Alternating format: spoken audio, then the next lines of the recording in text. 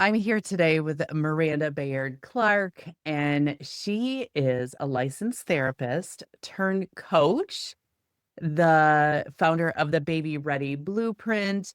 She and her husband, Aaron, host the Love After Lullabies podcast, and it is a great podcast for what happens to your relationship after you have a baby. And today we are talking about her journey and her mission to help moms prepare your relationship for a new baby, which there's so many layers to that. So welcome, Miranda. I am so excited to dig into all of the facets of what you're working on.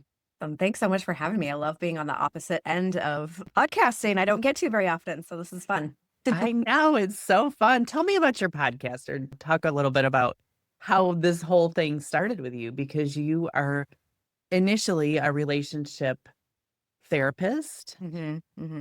And so Yeah. you started your podcast. Yeah. So I think I just really wanted, so currently in season 4 right now, taking a wee bit of a break during spring break until we get taxes done and all of that. But we're in season 4. And I think it just started for me wanting some sort of creative outlet. I've been in my mental health private practice for 14 years, and I work primarily from home now since COVID. So I just needed something a little different. And my passion has always been working with new or expectant parents on how to maintain their relationship after this huge change. Premarital is a very common term. And my goal is to make preparental just as common and have that be just as intentional as premarital. So my initial plan was like, I really want to interview couples and just have them share their story. There's no direction that I necessarily want to take it. I just want to help normalize it for other couples who don't have children yet. And I approached Aaron and I said, I'm going to be interviewing couples. We're together as a couple. And he was like, no, no, no, no, no. I don't think I want to do that. But the more I talked about it, the more he would give suggestions of like, this would be cool or that would be cool. And I'm like, it kind of sounds like he might be a little bit bought in. So the rest is history. And we don't always have just couples. Like we'll have professionals and experts in field, and hence why you were on the show and hearing your story and how moms. And so it's been nice to kind of have a mixed bag of all kinds of different things that we incorporate. Yeah. And yeah, like he's so great at it too. It seems like he's such a dream partner, which will fit, to be able to be so sensitive to the struggles of parenthood and Yeah. and especially the mom after a baby. So yeah, I love it. I love what your podcast is about. And it's just so easy and it's fun. The one thing I always think is so interesting is so many times couples think that if they're struggling in their relationship, then a baby will help it out. Oh my gosh. Yeah. A It baby's gonna make surprises us that people solid. still think That. What do uh, you say to that? you know, having a baby is going to accentuate the problems that are already there. Mhm. So even if you think you're in a good place with your partner, I think that's why pre-parental work is not a thing, because myself included, I was like, what do you mean? I have a great relationship with Aaron. We don't need to do any like pre-planning. But having the baby with sleep deprivation and like all of these added pressures, from external family, working, societal standards, it's going to bring up the problems that exist underneath even more. So if you're thinking about having a baby to fix anything, you are vastly wrong. Well, and I think that's what really intrigued me about talking to you today here is because when you suffer a loss of a baby, it really affects your relationship. I Yeah, mean, there's almost no cases where it doesn't. right. And then of course, I think the next step is like, well, let's have another baby. And especially very often the men who didn't go through the physical part of it are just like, let's just have another one and then we can just put this behind us. What you're saying is like, here you are, you've got this loss and this grief, and you're grieving in completely different ways. And then, so now we're going to go right back into it, whether or not it's your first child or your fifth child. This is a whole different person now. And the word that keeps coming up, and I saw a lot of this in your social media too, is resentment. So Yeah. there can build a lot of resentment. So what do you suggest if there is some resentment and you are wanting another baby? You wanted the one that maybe you're wanting another baby now. but you're feeling this resentment towards them because they just don't understand what you're going through. Yeah. Especially if IVF was involved too, that adds a whole another layer as well. Where when you are in this place of wanting to try again, I think something that I have found that has been helpful for couples is to really sit down and talk about it as a trauma because it is traumatic. Even if it does result in a child, it's still a very traumatic event. So sitting down with the two of you and talking about how that impacted each of you, because you're Mhm, going to have very different experiences. And sometimes it can feel very alone. And knowing what the experience was and what you need from each other moving forward can help kind of heal a little part of that last mhm, one and also feel more like a team going into it, whether it's, trying to conceive or using IVF. The hard part is that you want to be able to listen to each other's experiences without getting defensive mhm, because we all have our own experience. mhm, And my partner could view how I, treated him very differently than what was going on for me. So it's important for me to hear his experience. And it's important for him to hear mine of like, I was doing this all alone. Here's what I need from you moving forward. I need you to ask how I'm feeling, even if it seems like I'm doing fine. I need you to check in with me more. I need you to attend more of the appointments with me. Yeah. So really, I don't want to say hashing it out because that sounds like conflict, but really being able to empathetically hear each other's experience before doing it again. Well, and what I heard you just say too was asking for what you need, Yes, which is something we're not really great at. or not. Y Yeah. And No one there's an expectation, especially if you've been together for a really long time, that, well, my partner should know what I want. Yeah. Don't. We And they don't. absolutely don't. And, our needs change all the time. Yeah, So being yeah. really open about it is I helpful. think that's such great advice, especially on the heels of a loss, because you are experiencing the same loss, Hmm. but in different ways. So my expectation of my husband was like, I can't believe he doesn't feel the same exact way I do. This was his baby too. And how dare he just get up and go to work and act like it's a normal day? Right. And then really, I didn't dare to say what I was feeling because I was afraid he'd think, well, there's something wrong with you. You must be crazy. Like you should be over this by now or whatever it is. So, yeah, having the same expectations and letting them know this is what I need from you right now and that it's okay to do that. That's huge. And also just being open about the grief because it's very cyclical and there's no time frame for it. And I think in our culture, there's an expectation to move on, which is ridiculous how you can never fully move on. And days are going to be really hard and some days are going to be fine. So, reminders might come up or trigger moments and sharing that with your partner too, just to be able to give the opportunity for your partner to support you on the emotional level as well. Yeah. I know you spoke in one of your posts about really how you were hiding it from Aaron after you were postpartum and struggling. And was he surprised to hear that? He was a little bit dumbfounded, rightly so, because I've never Yeah. been in that place mentally before. And I'm curious, I always think about like, what would it look like had I been open with him as it was happening? I don't really know. I don't know how that would have looked.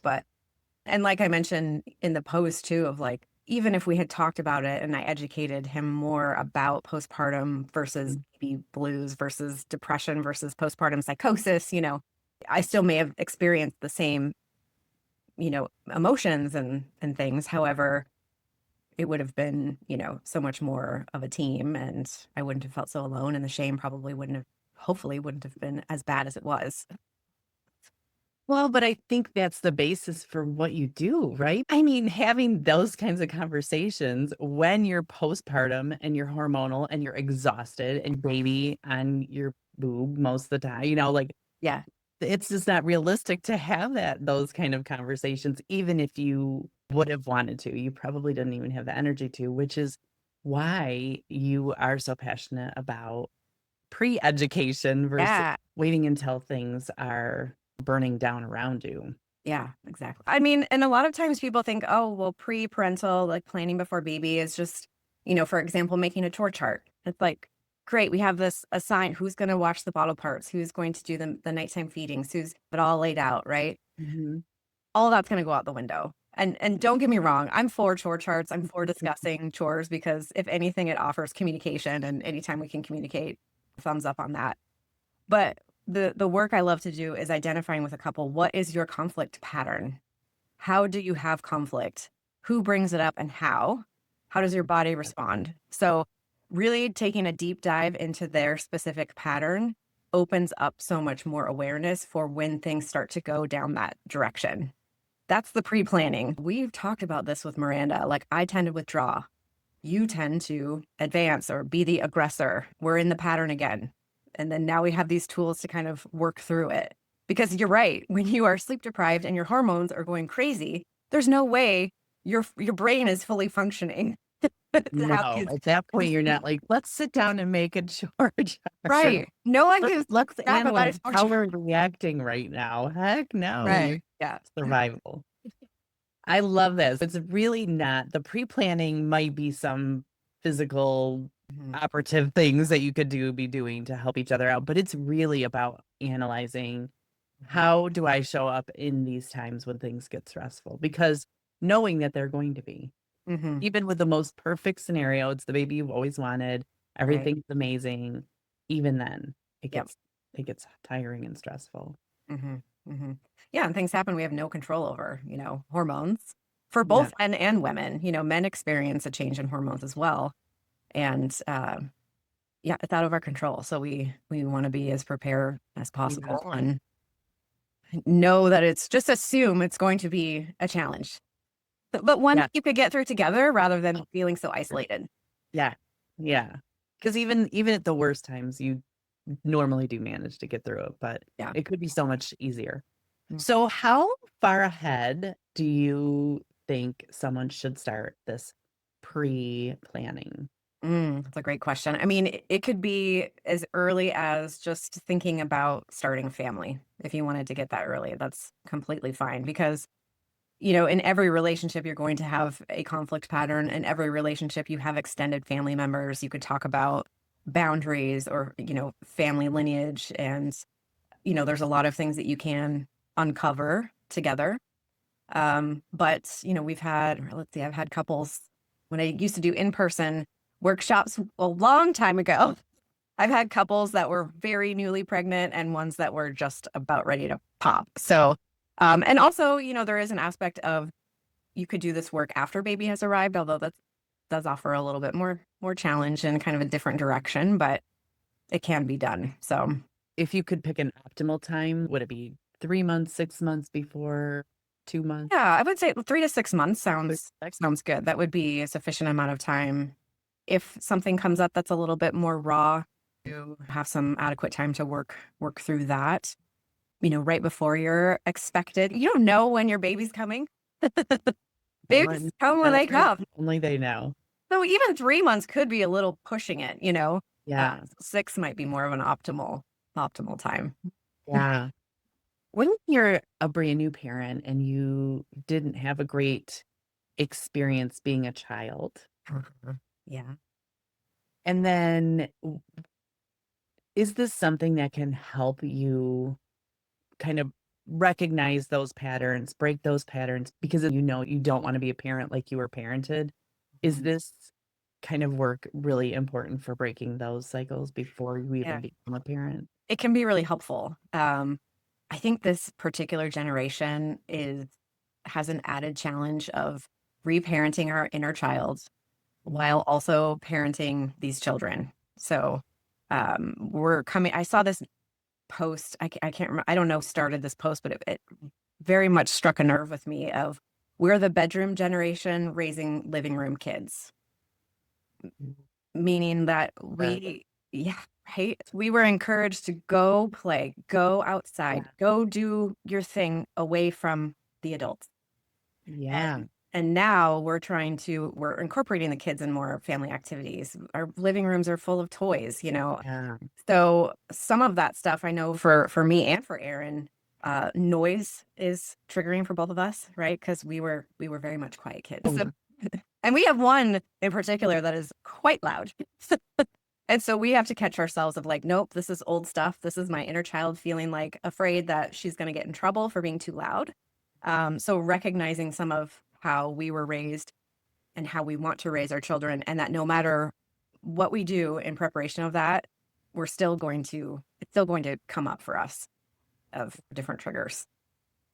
So doing this kind of work, not only because I imagine if you have differences in how you were parented, that can also Mm. affect your relationship after you become parents. Mhm.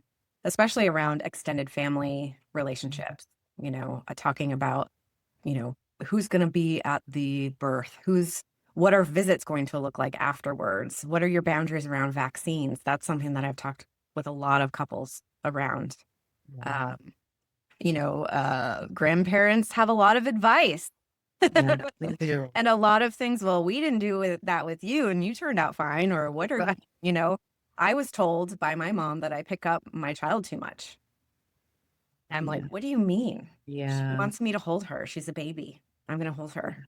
She's gonna grow up fast. Yeah.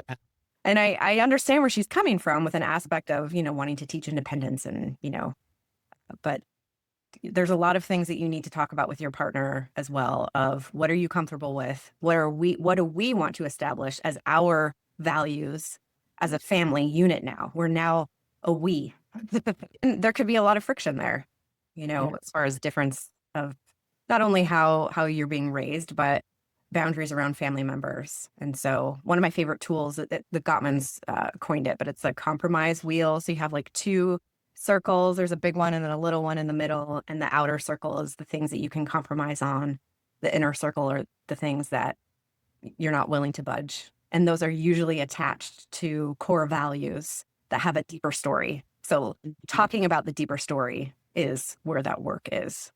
Establishing core values as a new family is Mhm. that's a whole new thing. That's a whole discussion in itself before you have a child, I would imagine. Another thing that you had mentioned is that parenting becomes a magnifier. What kinds of things can be changed or maybe reduced if you are doing some pre-planning? What are the things that you know will be magnified if you don't do some pre-work? Expectations around parenthood, I think is a Yeah. big one that I see where you haven't fully communicated, what do you expect of me as a mom? And what do I expect of you as a father and myself as a mother, etc. A lot of things, I think mental load is a big one that luckily is being talked about more. Yeah. Well, when you said expectations, it immediately took me back to my parents too. Like the expectation was my mother took care of the children and my father brought home the paycheck. Like Yeah. Yeah.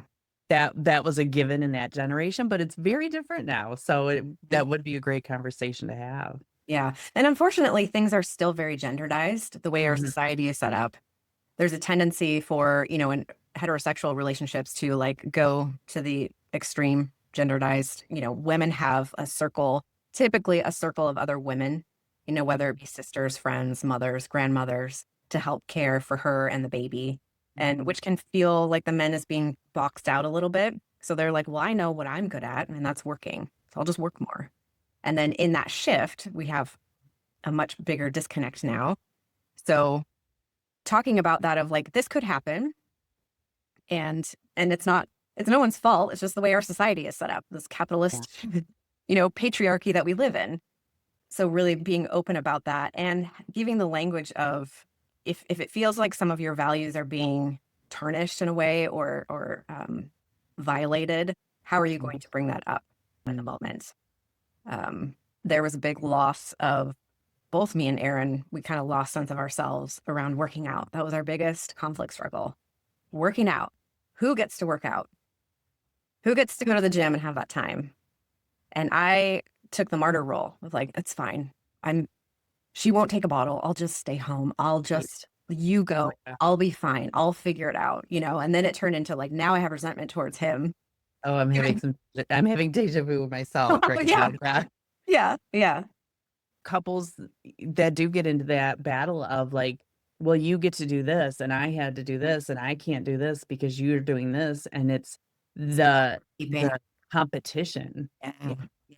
As soon as you find yourself scorekeeping, Mm, take a pause and something needs to be figured out, whether that be needs or revisiting of our expectations that we had of each other.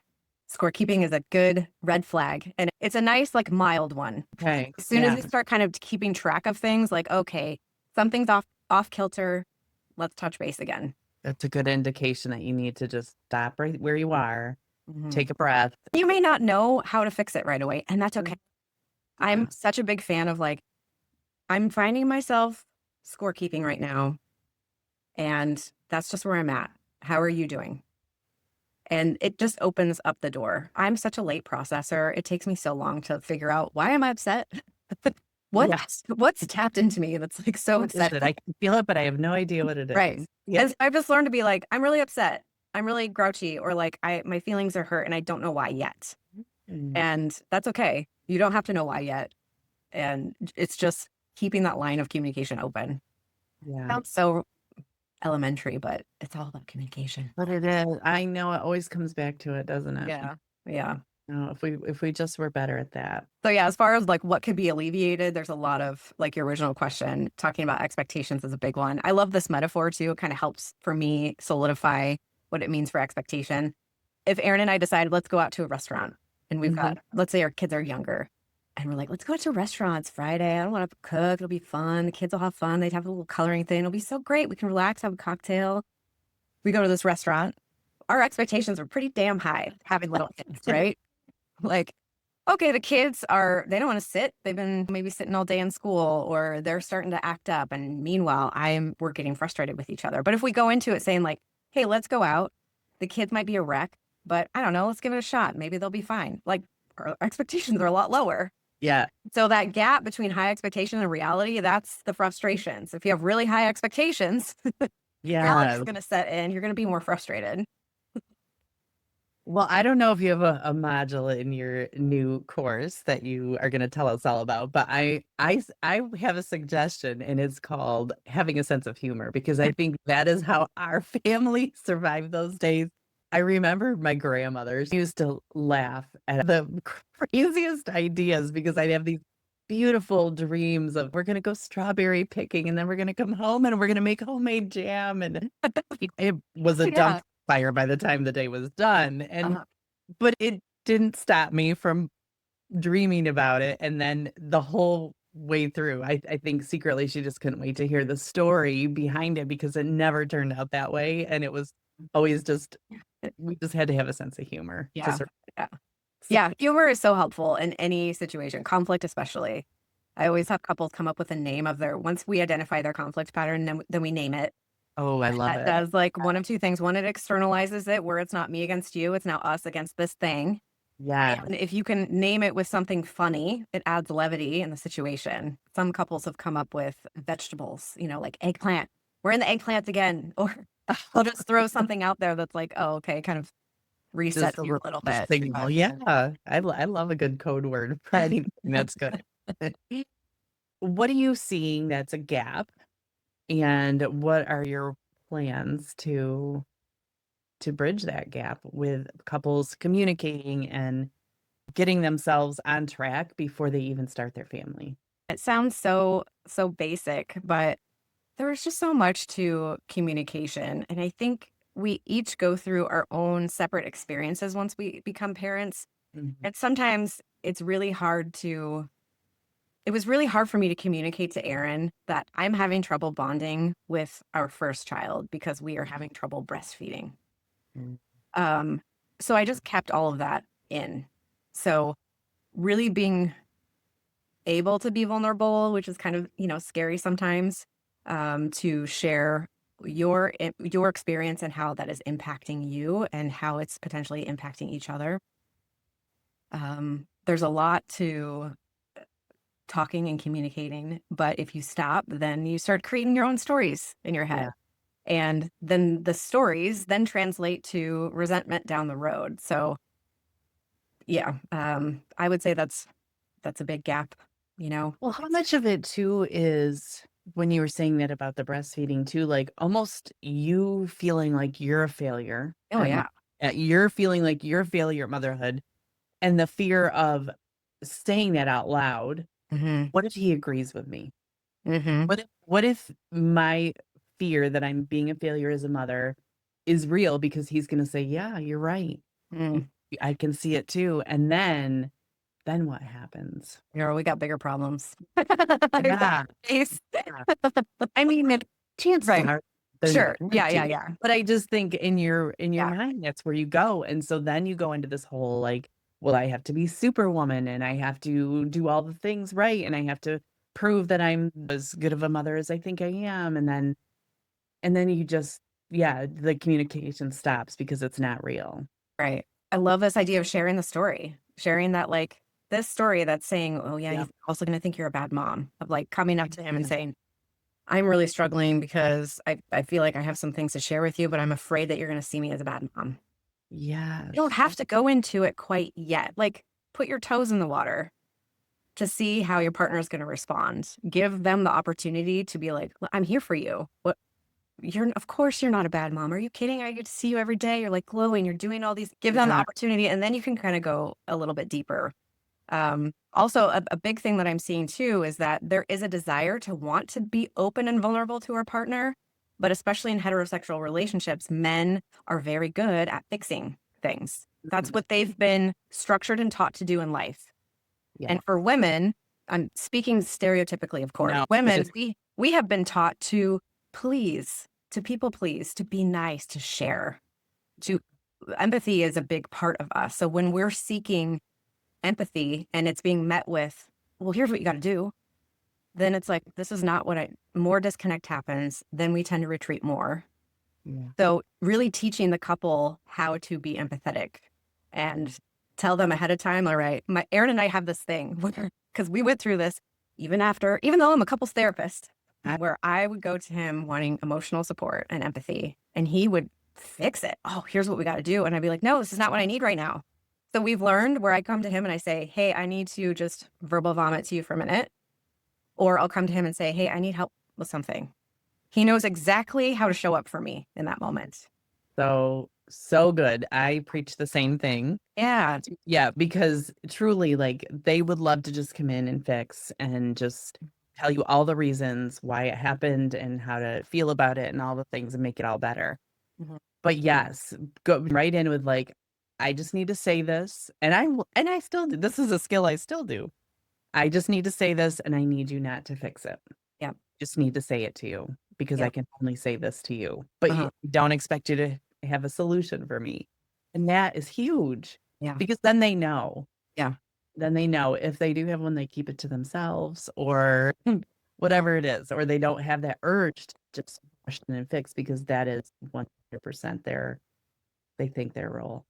Right. And sometimes I'll forget to preface, and Aaron will say, how can I support you right now? Or what do you need from me right now? And I'm like, oh, right. I didn't actually share that with you in the beginning. It's so good after several years when they get trained.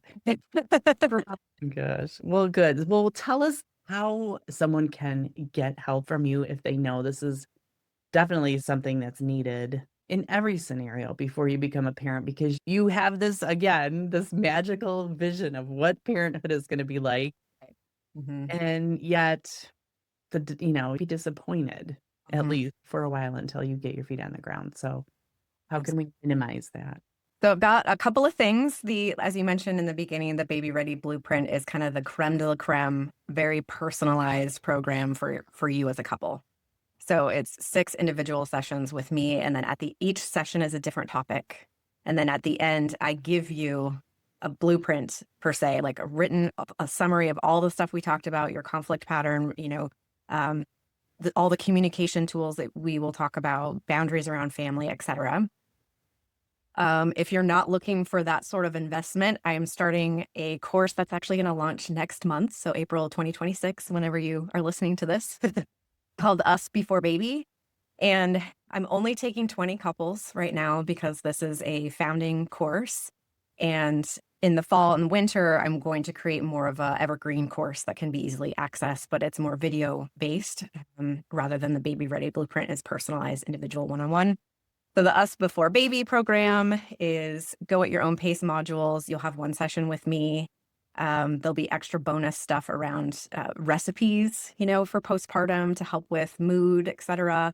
and then different modules that we talked about. One's intimacy, there's conflict, of course, boundaries with family. I'm spacing on the other one, but yeah, so couples will get to be a part of that, and give me, feedback for what it's going to look like for the Evergreen course, which is really exciting. So I've got a wait list going. So if people are Yeah. interested, they can reach out. I'm on Instagram. I think my handle is, I just changed it recently, Miranda for Couples, Yeah. or Love After Lullabies, but that's more podcast stuff Okay. rather than coaching. Definitely listen to your podcast for you and Aaron as you're talking to parents, really, who are in the throes of parenting, trying to also balance their relationship. And then you have an upcoming course, which sounds so amazing. I can't wait for that to get launched and out into the world and to the people who really need it. And then you have your premium one-on-one if you are in need of, if you're like, I am ready. This Yeah. is Yeah. what we need right now because we are going in with all fully prepared. So, Right. well, thank you so much for your expertise and for being here and for the mission that you have for parents, because parenting is such an amazing gift, but it is also the Yeah. hardest thing you can ever do. So, Yeah. Thank you so much for having me.